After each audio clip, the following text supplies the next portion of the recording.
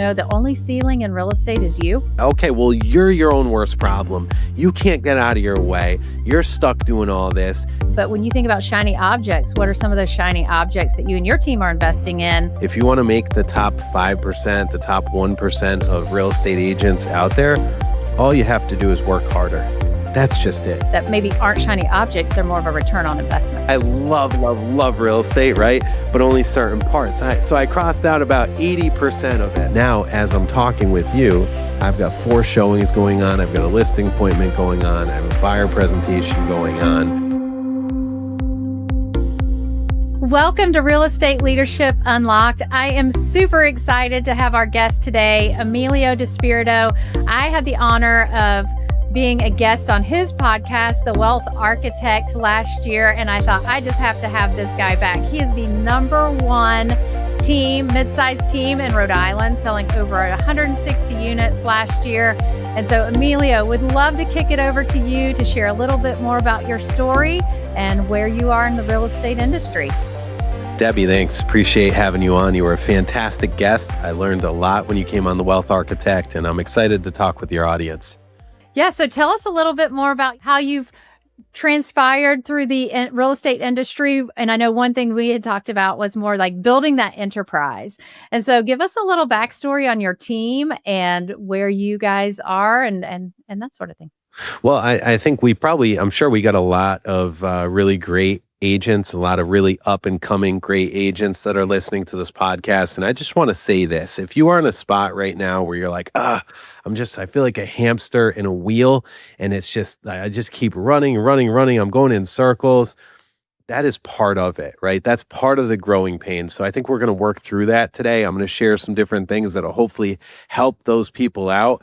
But it all started back. I'm going to give you a 2-minute quick story just so our listeners know. About 12 years ago, I was probably the brokest guy you'd ever meet, Debbie. And I was, starting my real estate career in East Greenwich, Rhode Island, which is one of the wealthiest towns. I'm not from here, so I'm already an outsider. Everybody's looking at me. Who is this guy? And I'm driving my hoopty through the streets, my bumper hanging off, my muffler fell off. I'm driving through the buildings of East Greenwich, and it sounds like, like a tin can going through, woo, woo, woo, like off I can't even repeat the sound. It was just so humbling and so embarrassing getting evicted out of my apartment, repo man coming for my car. It was just an absolute tough time. But you know what I did? I believed in myself, and I knew that I had what it takes, even though everybody else was telling me I didn't. Family, friends, everybody else, right? And I knew that as long as I burnt my ships and burnt all my retreat out of real estate and gave this thing my all and fought through those first 6 months of just desperation, that we would get through. And I did. And you can too, okay? And it might take longer than 6 months sometimes, but you got to take the action. You have to not take no for an answer, and you have to have 100% belief in yourself to be able to do it. Yeah. And I know that story rings true for so many, right? It's either they started out with a little money, got into real estate, and became the brokest person that they know, couldn't level up in the car. They would meet their clients at a property. They'd get there early, park down the street. Like, I've heard so many stories that it's the grind that keeps us coming back for more, I think. And, the only ceiling in real estate is you. And I say that often. True, the only ceiling in real estate is you. You're not under control of a salary cap or if there's positions available. It truly is how much you're willing to lean in and go from brand new agent to successful agent.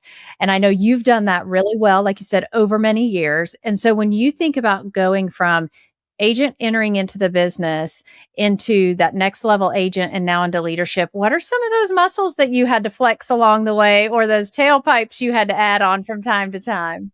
Well, I mean, you have to be okay with rejection, and it is tough, right? And now in the ownership role of a brokerage, we're dealing with that again too. People telling you you're not good enough, your offering's not good enough, you're not what they need, this or that. When it is, it's just you got to be resilient, and you have to just keep pressing forward. And you need to understand it is a numbers game. It sounds cliche, but it is a numbers game. The most important thing you can do is get a coach. You have to have the right voices in your head.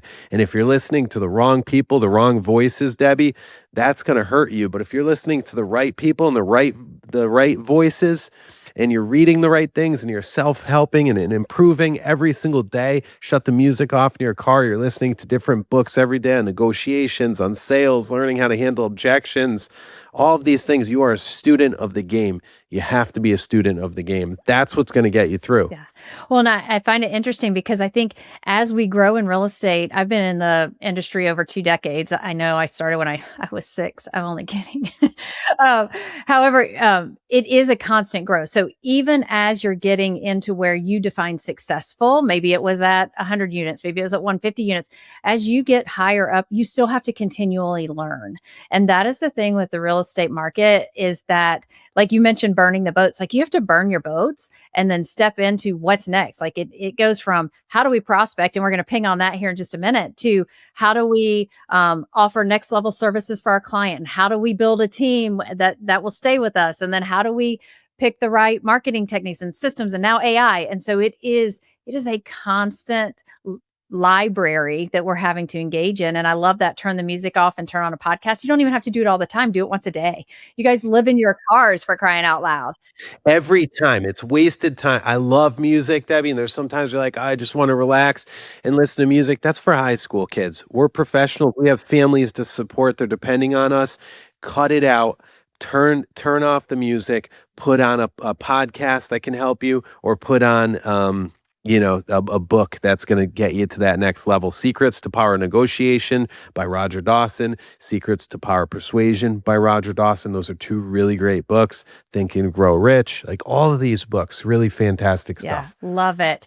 And if you need like your walkout song, like play it first and then kick to your podcast. That's typically what I do. One energizing song to get me going, and then I'll be on the road for 2 hours and just listen to a book or podcast. So great recommendations.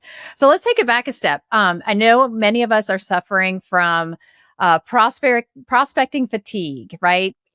We've tried it, we are doing it, we're not doing it well, or we're doing it really well, and we want to enter into some different type of prospecting to build our business. Tell us, I know you're at that higher level leadership role, but what's working, and what have you done that you're like, maybe not the thing to try?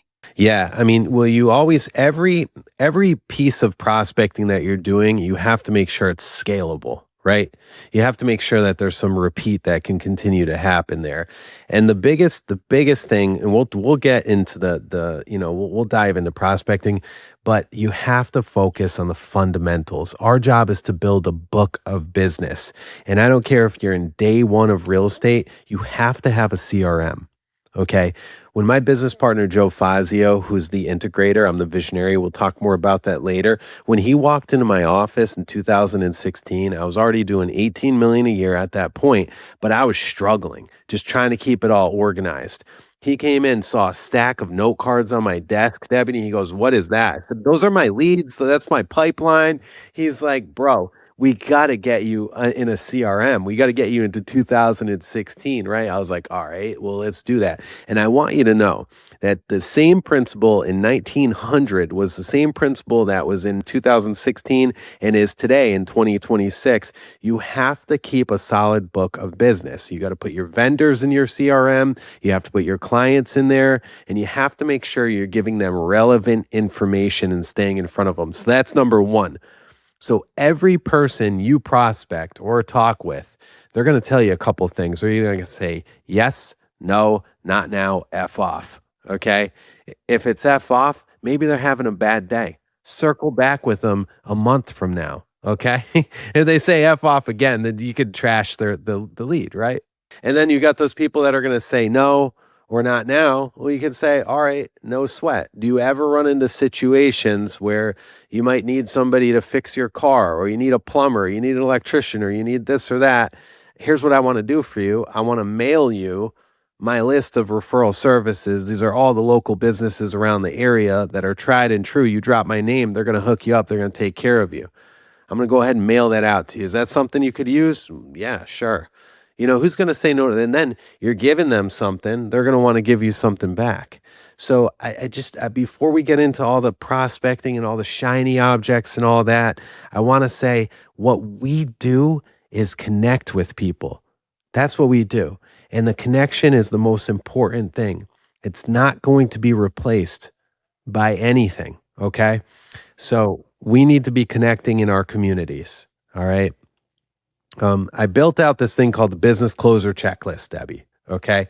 And what the reason why is when we opened Engel and Völkers here in Rhode Island, we had, we've got about 30 people here. And throughout the time opening and now, we got a lot of people that say, what can I do to increase my business? And this turned into like 10 calls a day for me every day. And I'm happy to take the calls, but there's only so much time in a day. So I built out this whole checklist called the Business Closers Checklist. And I said, listen, go in here and check off everything and anything that you're doing currently for business. There's aggressive prospecting in there. There's marketing. There's like softer types of prospecting. There's networking. There's all of that in there. And when they go through and they realize that they only have 2 check boxes out of like 50, okay, and there's way more than 50 things, but it's 50 things that I had in my head at that time, then I can say to them, well, why are you only doing this? You need to be doing this. Or, hey, you're only doing this once a week. Why don't you kick it up a notch? Why don't you do this a few more times a week? Absolutely. So I have to ask for our listeners, can we get a copy of the Business Closers Checklist to put in the show notes? You can, absolutely. And I can get that over to you, and I hope that they enjoy it. Some of it is relevant just to E&V, Engel and Völkers, but you could totally make it your own, rip off and duplicate it. Yes. Please. I Absolutely. love it. And the one thing I hear when you're talking about prospecting and all of those different ideas that you tossed out there for are you doing it or aren't you, be it marketing or prospecting. I always say marketing is passive, prospecting is active. The one thing that's consistent in prospecting is it requires your voice. Right. And so you and I have chatted about, it's oftentimes just being present where you are and having those conversations, not even necessarily about real estate. And it's human nature for people to ask you what you do or what you do for work, or, if you said, oh, I had a busy day, for them to follow up that question with, oh, great. So what do you do?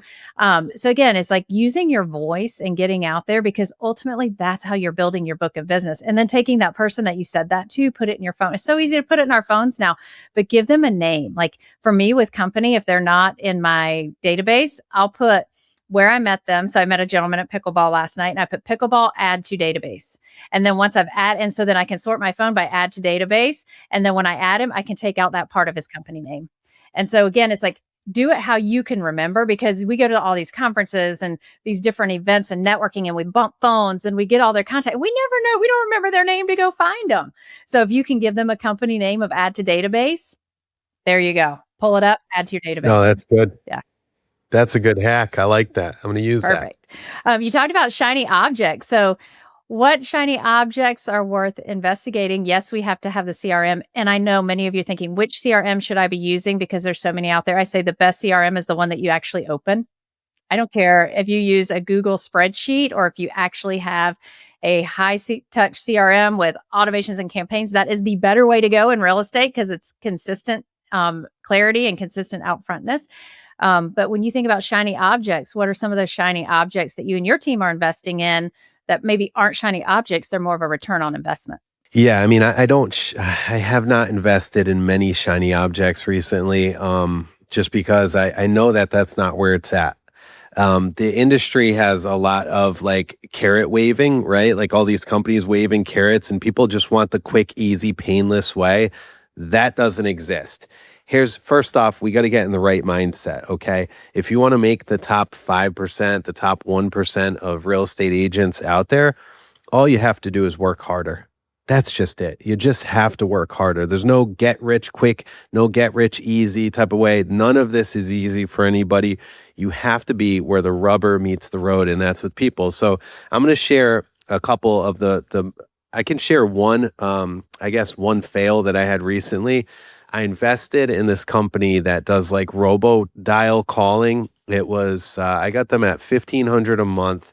They're calling something like 2,500 or 3,000 houses per month but it's robo-dial. So it would go into everybody's spam, right? It would go into all their spam.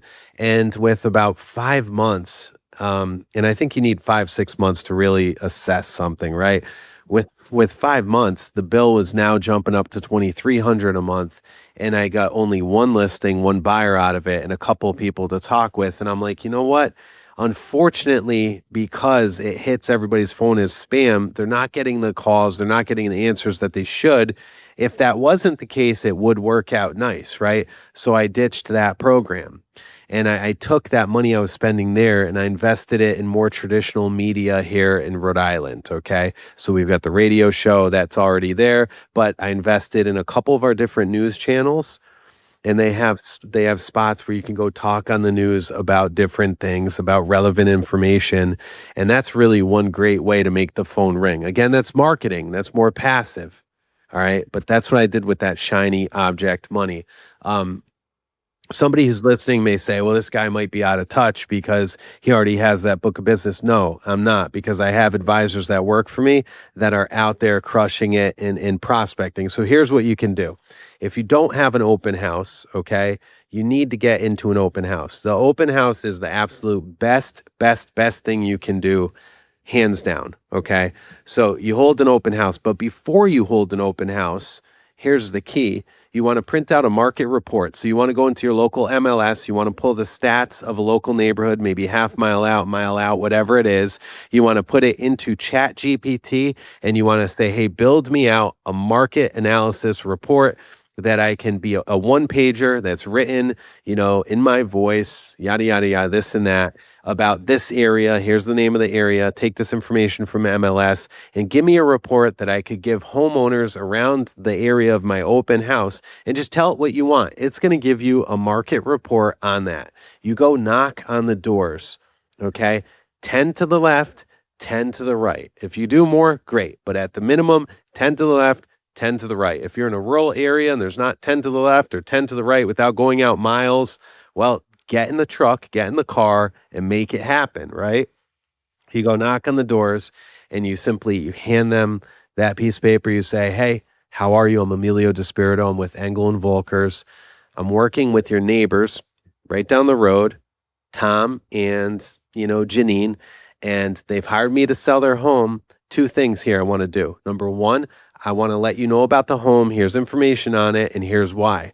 We find a lot of people end up buying houses that have friends or families already in the area, and you wouldn't believe how many people that find out about my listings before they even hit the market, and they're excited about it, that they weren't even looking here. They're just over their friend's house for a family dinner, or they're over their house for a drink or something, hanging out, and oh, hey, by the way, check this out. All right, so what does number one do, Debbie? It makes them know this guy is working hard. This guy is leaving no stone unturned. You're getting a good impression. And number two, my second piece of paper here is about the current marketplace, because I know through my travels, a lot of people want to know what's going on with their home. They want a home equity checkup. They want to see where things are. Look, here you go. Here's the market. What questions do you have for me? I don't even ask them, I don't give them an opportunity to say no. I just say, what questions do you have for me? No, I was gonna say, I always go the stop sign versus doorknob question. You're not asking them the yes or no. You're asking what questions. It forces them to actually think, oh, I need to ask a question here. Yeah. Yeah, that's right. Like, who do you know that might like this house? Or, hey, do you want to come check out your neighbor's house? You want to come pop in, stop by, but what questions do you have? Well, I don't have any questions right now. Okay, cool. Listen, here's my card. Oh, and I want to give this to you. Here's my referral list of services. Listen, I see the Audi in your driveway over there, or I see that Ford truck, whatever it is. I got the best repair guy around the area. He gives you a rental when he even changes your oil. You know what? They're going to take great care of you if you need. Oh, I'm a mechanic. Oh, that's funny. Well, all right, you're good. Well, you know what? Maybe you need an electrician. Maybe you need, a great restaurant to bring your wife to. I'll get you the front window at the whatever. You hand this and you show, hey, I'm heavily connected in the community. Drop my name if you call anybody on this list, and they're going to take good care of you. And then in a second, I want to lead into how that list is a prospecting machine. Yeah, take it. I look at those pieces, and we have a lot of agents that say open houses don't work, and it's because they go to the open house, they put a sign in the front yard, and it's like they pray that somebody comes, right?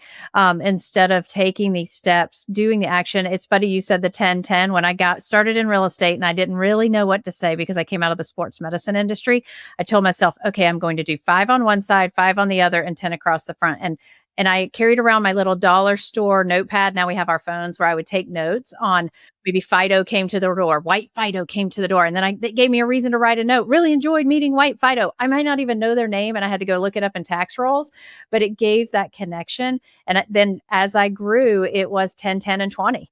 And I intentionally selected open houses where I could do that process versus the one out in the country that would potentially limit, one, the traffic through, and then two, the additional knocking. Now, if you take that listing, go work that open house, right? Your primary focus is getting the home sold for your seller.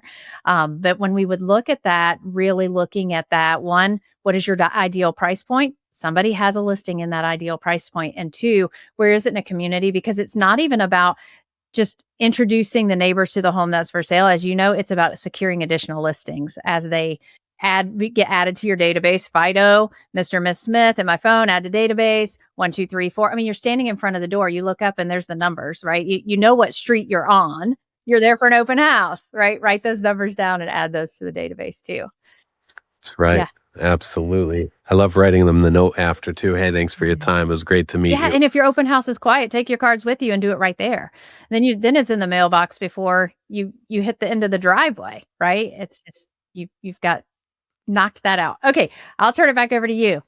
All right. So that referral list of services that I gave them, here's what I do. So I meet with whatever businesses I think could be a good fit, or I ask my clients, or I ask even them, like, at the door, whatever. If you're in a good conversation, they say, oh, you know what? I use so-and-so company to do my landscaping. Have you ever heard of them? No, I actually haven't, but I am looking for a landscaper to hit this area. What are their names? Oh, his name is Bobby. All right, Bobby, you have his phone number? Yeah, let me get it for you. Come on in. This is how it happens, right? Like these things, you're just connecting with people. Come on in, sit down, blah, blah, right? So whatever. So they give you the phone number and then you call Bobby. You say, hey, Bobby, we have I met somebody that uses you, blah, blah, blah. So-and-so at 123 Main Street. He said that you do a great job. Look, I'm a realtor in the area. I do a lot of business here. I'd love to connect with you. Can I buy you a coffee? Let me learn about your business. I want to tell you about mine and see if we can refer stuff back and forth. Are you interested? Why not? Some people may say, no, I'm all set. I get all the business I want. You don't want them. Exactly. But here's what you do want. You say, oh, Bobby, it was great talking with you. Who do you know? What one of your competitors do you know, or friends or family or whatever that's doing what you do, could I talk with that might be hungry? And they might say like, no one, right? And then here's what I do. I say, all right, cool. Who do you know that I can help buy or sell real estate with right now? And they might say no one, but I swear if you ask 100 people that question, you're going to get a yes. You're going to get 3 yeses. Just got to put yourself in spots that feel uncomfortable, feel a little weird, and you just got to keep doing that. Every situation is an opportunity. All right. So now when I'm sitting down with that person, let's say Bobby, the landscaper, took the meeting.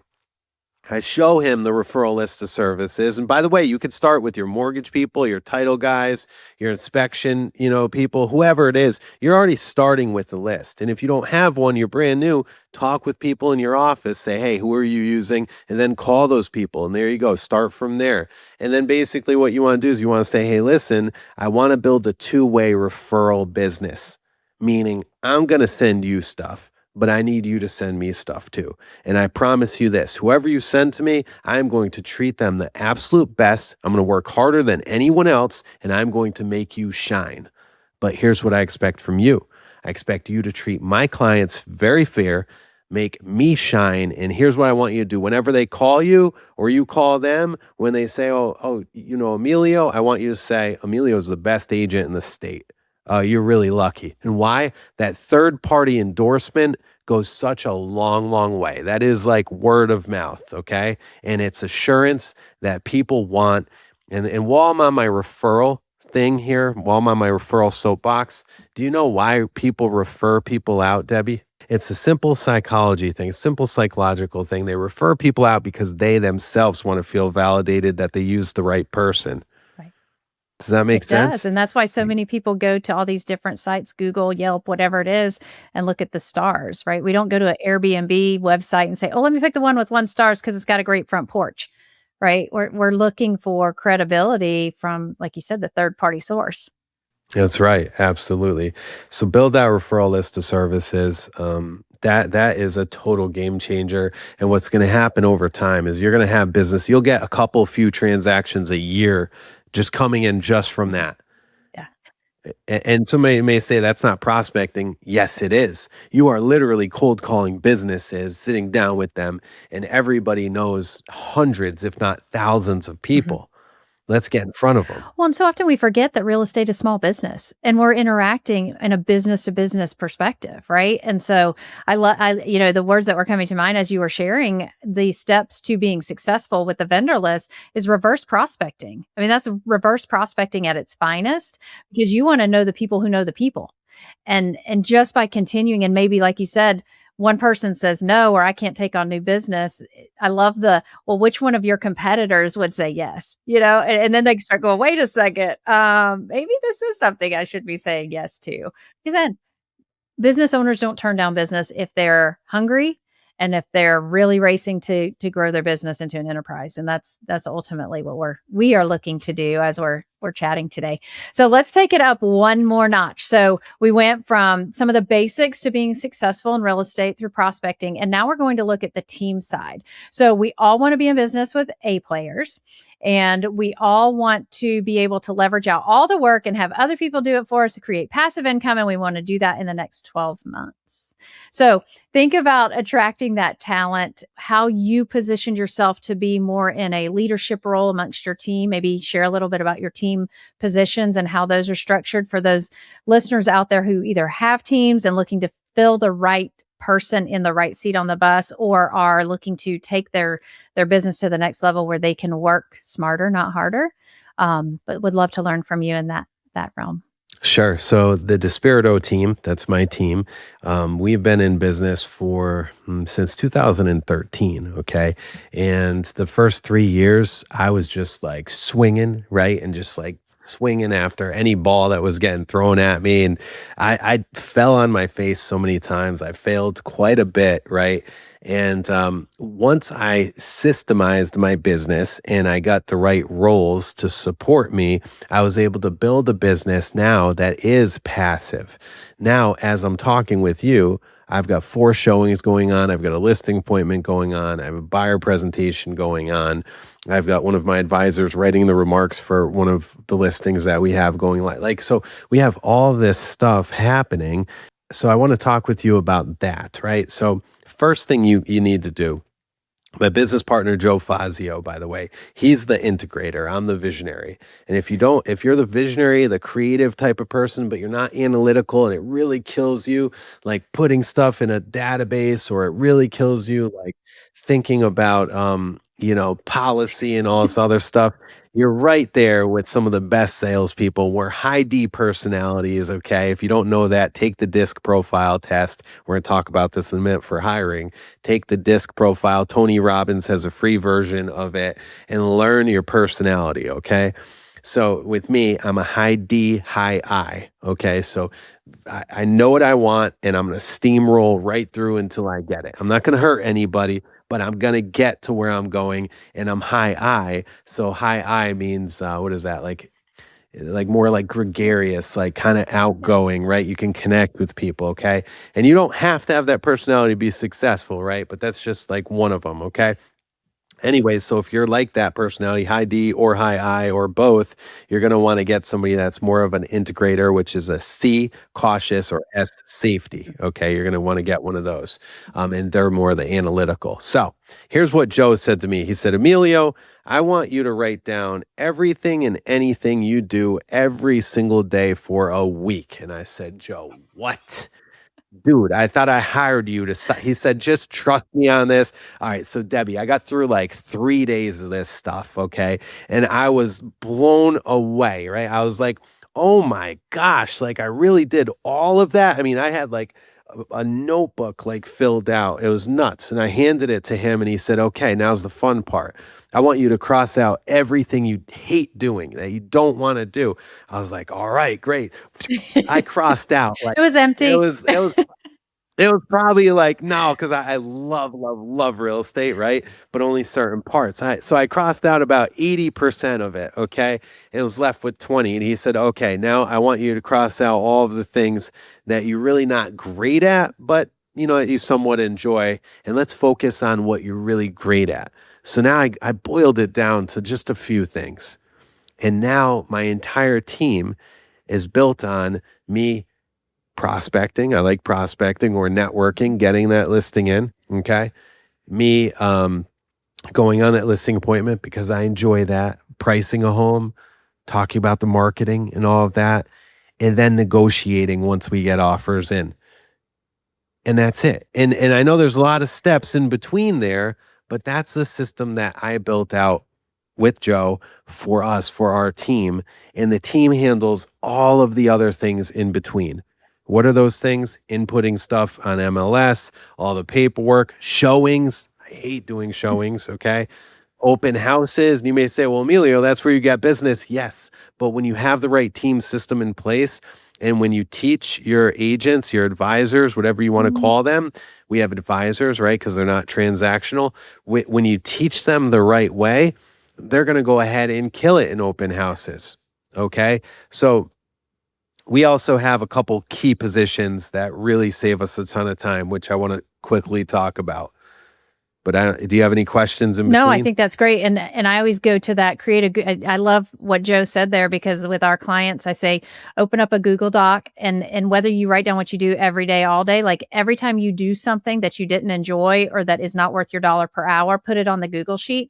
Because oftentimes I get that, well, what do I post in a job description? Well, that becomes your job description. You're looking for someone to do all of these things that I've put on this list over the last 2 weeks, because that list will get lengthy. And then you can go, well, this doesn't really matter. This I can keep doing. But I love that thought process of then put it in front of someone else, because there is someone else out there who loves to do that thing. And I'm certain my director of operations is laughing about this conversation, because yeah, he's looking in the mirror with you and I. Oh yeah. Oh, what's up, Chris? Chris, Yes, right? yes, yep. All right. Shout out to Chris. So and by the way, those people are so good at what they do and they love it. And when you have a team of people that love what they're doing, what do you think happens? The client experience just gets better. The referrals come in, your business explodes, and you love what you do even more.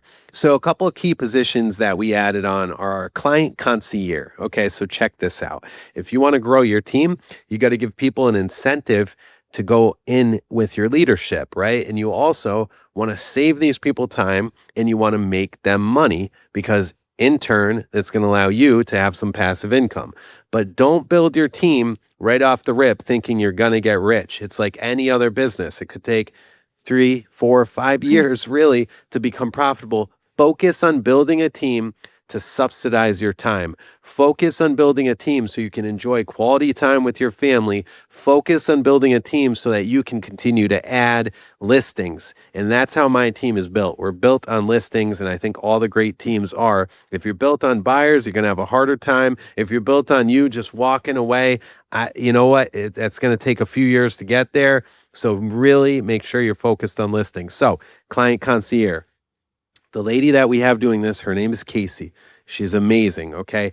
Anytime we're working with a buyer, we say, hey, listen, here's how it works with the DiSpirito team.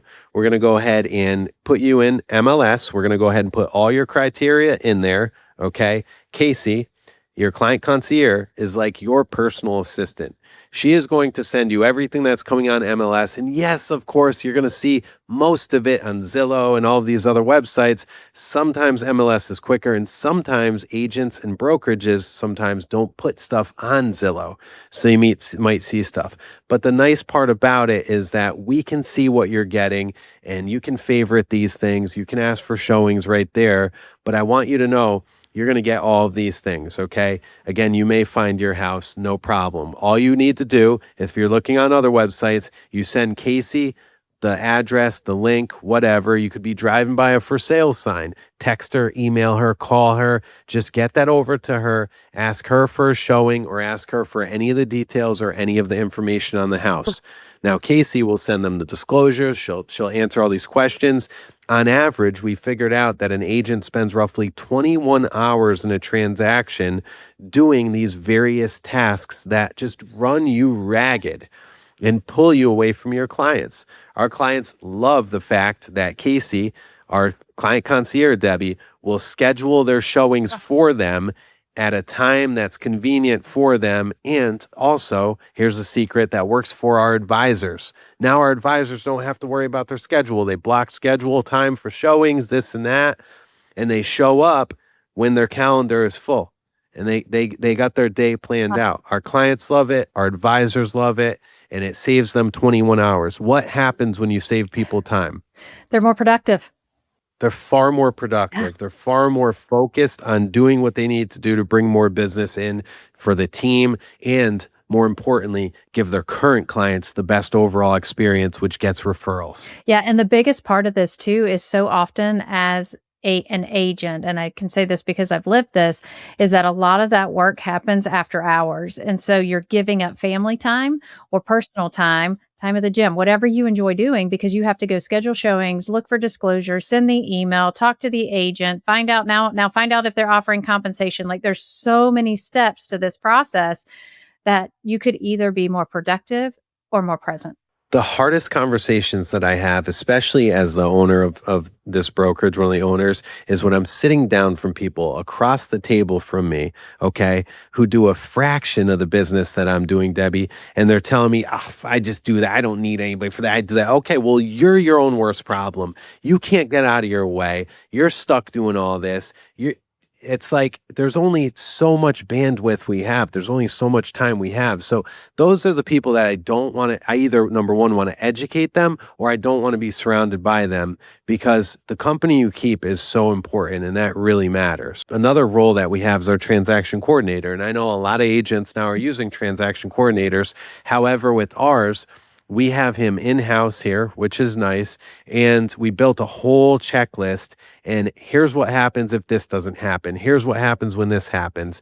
And not only does he operate unbelievably awesome, and our advisors love him, our clients do too, but he even has our clients, we taught him how to teach our clients how to get their own water meter reading or their own oil meter reading, or all of these things. And you may say, oh, we already do that. No problem. In our marketplace, a lot of agents still go out and do those things. Here's for smoke detectors. Okay. Here's somebody that can install them. Well, guess what? You just saved your agent 2 to 3 hours of not having to go to Home Depot or Lowe's or a hardware store, go get all the smokes, the carbons, look at the fire code. Is this right? You got the drill. Oh, it's not charged.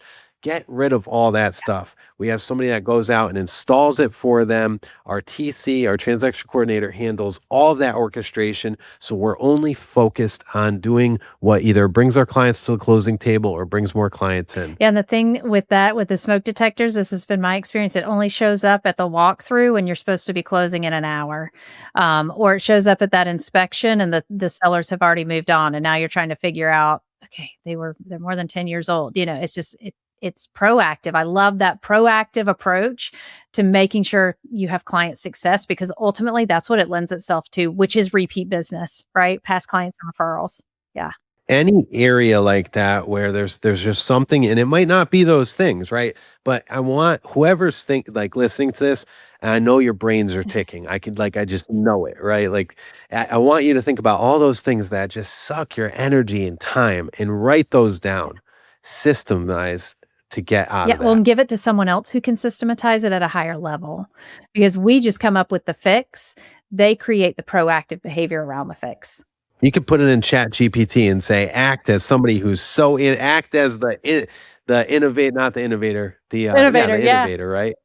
Yeah, act as the innovator. Here's my problem. Here's what I need you to do. Put this together, and just use what that has, because it's better than what you have. Exactly right. It'll think of steps you never even thought to come up with. Yeah. Well, I want to give a little time here before we wrap up to Realm Global, which is an organization that you and I are both members of. And for that next level agent, would love to share a little bit, have you share a little bit about with your interaction with Realm. And if you're not familiar with it, it is an invitation only community centered around luxury real estate agents across the globe. And bring a wealth of knowledge when we talk about the podcasts and the leveling up. To me, that's what they bring is a wealth of additional knowledge to increase the conversations we're having in the real estate space. So I'd love to hear from you because I know you're very active in the community, how that shaped you and maybe something that's caused you to think differently or lead differently. Sure. I mean, it's all about network, right? If it's Realm, if it's private office at Engel Völkers, if it's Business Networking International, if it's something in your community, Chamber of Commerce, whatever it is, like you have to be networking. Realm there's so many benefits to Realm, but I'm going to say the number one thing is it's the largest think tank of luxury real estate agents, I think, in the world. And now think about this. You have 800 or so, maybe more now, real estate agents from over 150 brands coming in collaboratively, working together, bringing their own perspective to that. And aside from being a massive referral resource, it's a big think tank. And so many things happen when you can see, wow, that's how my competition's doing it. Or wow, that's a whole nother way of doing it. And just I'm telling you, that's where the magic happens. And that can only happen with a place like Realm. So huge shout out to Realm. They really have done something amazing here. I love how you coined it as a think tank, and you're right. This can happen in so many different networking settings or business to business relationship settings, and to have that visionary and integrator at that high level, the think tank. I mean, that's perfect. That's exactly what Realm is. So shout out to them. And what you as real estate professionals, no matter what phase in the business you're in, should be seeking out is what think tank can you get involved in that will help you take your business to the next level. And like I said to Emilio, either help you ask different questions or help you lead better. Because ultimately, whether you're hiring a coach, working with a consultant, reading books, listening to podcasts like this, or Amelia's Wealth Architect, it's helping you become more established in something that you're passionate about. Because what I've learned is realtors in the top 20% or leaders in the top 20% are passionate about what they're doing. Last thing before we go, like I mentioned, the Wealth Architect, I was honored to be a guest. Give us a little insight into the Wealth Architect, and we'll have that in the show notes also as to where they can find you. What's on deck? What's some of your favorite topics you've shared recently, and where can they find you? Oh yeah, I mean I just have something on my heart that I want to say though. It's somebody that's listening to this. I believe this is going to really help them. All right, you're going for perfection. Don't go for perfection, go for action. Action produces the results. Trying to be perfect doesn't. There was never any one person on this earth that was perfect outside of Jesus. And I'm telling you, and like my coach said, things didn't end well for him, right? Like that's so it's like, thank you, Jesus. But like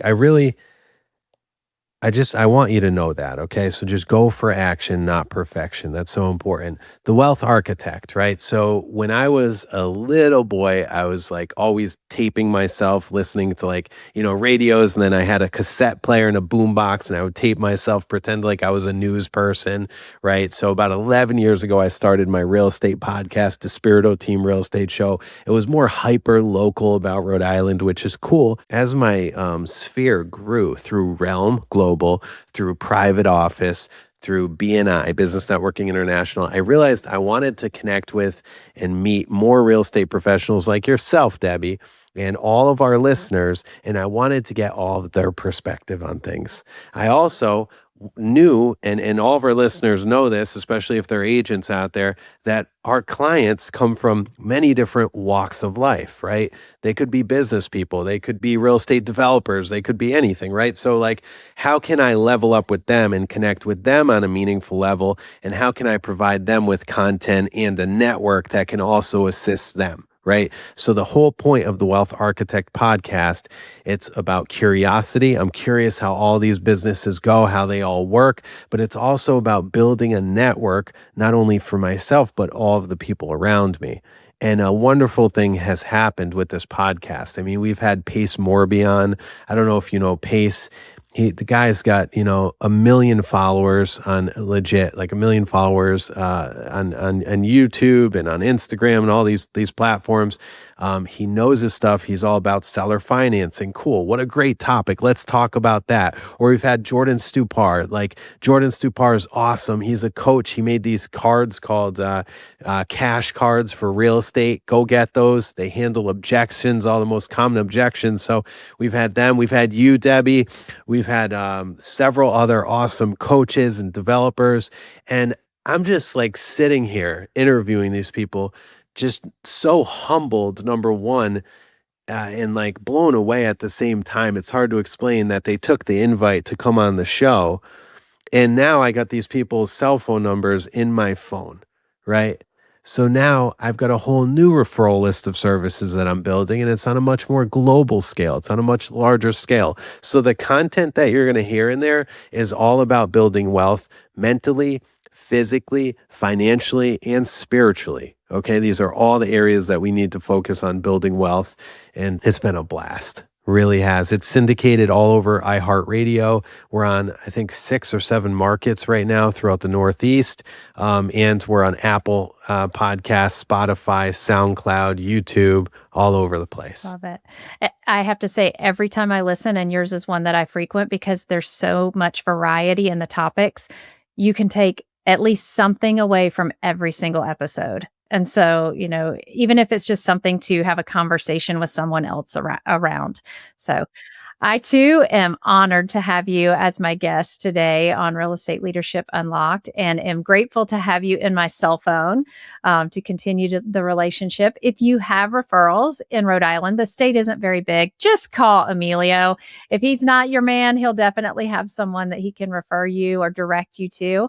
But until next time, thank you so much, Emilio, for your time, your wisdom, and for sharing everything that you have with our listeners. My pleasure. Thank you, Debbie. Great job. Appreciate you.